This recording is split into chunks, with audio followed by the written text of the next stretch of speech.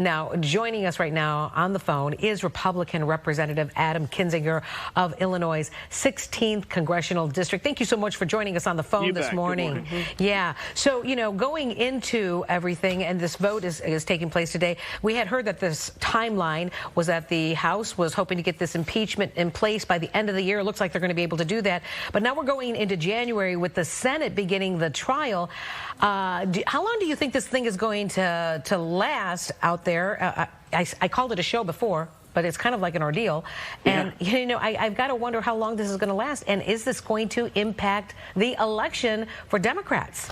I think it will impact it. First off, everybody needs to take time over the holidays, though, and just, be with your family, because everybody's engine's been on red line. And obviously the House will pass impeachment tonight.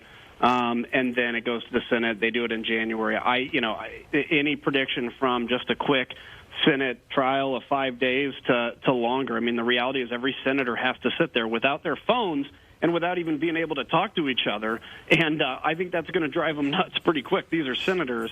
So it'll be interesting to see how long it goes. And I just don't think we know. I don't even think Mitch McConnell knows at this point. Oh, we have to ask you, too. Obviously, you are a Republican representing our state. But do you think the president, in fact, has committed to anything close to an impeachable act? Well, I don't think they proved that he did. This seemed like a very rushed process. Now, what I've said, and I believe, is that more than likely what the president did was improper, and he should never do it again, and I would have entertained the idea of voting for censure, depending on how it was written. But when it comes to impeachment, it's a really high bar, removing a president from office.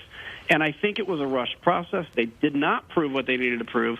And frankly, the two articles that they brought forward had nothing to do with what they started at the very beginning. So they're making a political decision here. I'm actually sad for the country today. And, whatever the political consequences, good or bad, they'll have to deal with those. Well, the president yesterday sent a 6-page letter to Nancy Pelosi, Speaker of the House, basically saying that she had cheapened the importance of the very ugly word impeachment. He also called it worse than the Salem witch trials. Clearly, he's incensed about this. How do you keep him under control, though, when it comes to the Senate and some of the witnesses that are out there? Because he has a tendency to tweet, and he did it during the House hearings, and that didn't bode very well for him publicly. Yeah, I don't know. I mean, look, for 3 years he's been president, and I've not liked his Twitter, and and nothing's changed. I think there's a lot of people that agree. So I don't think there's any way to keep that under wraps. That letter was probably about 5 pages too long. But a lot of people like that about the president, and but I think he needs to be very careful. Let this trial play out. He'll have representation, and then when this is done, America needs to move on. Take a deep breath. There's an election coming up, but love your family, and the other side is not the enemy. We have bigger enemies out there. Okay, well, we appreciate you joining us this morning. You have a Merry Christmas and a Happy New Year after you get through all of this. Okay, thanks for calling in. Enjoy we appreciate your it. Family yes, too. Good point. Yeah, thank you. Yes.